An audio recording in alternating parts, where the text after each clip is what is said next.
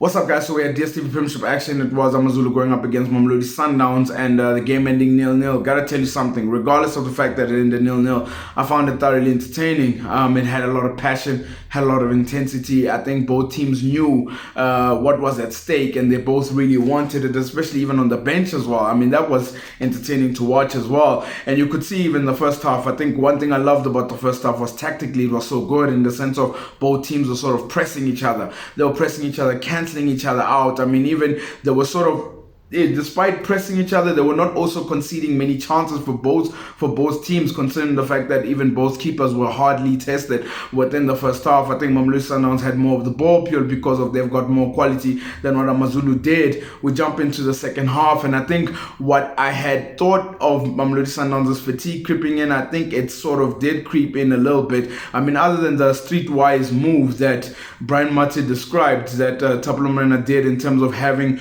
to run the ball across to Matupa and eventually crossing it in, and Shaulile failing it to put it in the back of the net. You sort of saw Mamelodi Sundowns sort of found it hard to sort of get the ball towards the goal after that chance, and I think for them fatigue started to creep in, and you could just see AmaZulu was starting to suddenly find a motion where they were starting to get the ball more forward. And I think even in their final third there was some poor decisions that were made. I feel Benni also introduced Memela and Marojo pretty late. I was expecting them to come on a little bit earlier. I think they would have added a little bit of a threat. I think Mulenga was really on point with regards to being on the left and having to threaten attack there, but Mamelodi Sundowns managed the game out. Then the game ended obviously 0-0. I think Mamelodi Sundowns takes this draw purely because they're still on top with the points that they have and still have the games in hand that they have. And I think AmaZulu knew that they had to get 3 points. They had to get 3 points if they were going to make this thing a dramatic title race, of course, but they didn't get the 3 points. And even if AmaZulu happens to finish in second place, it's really not bad. It's really great, actually. But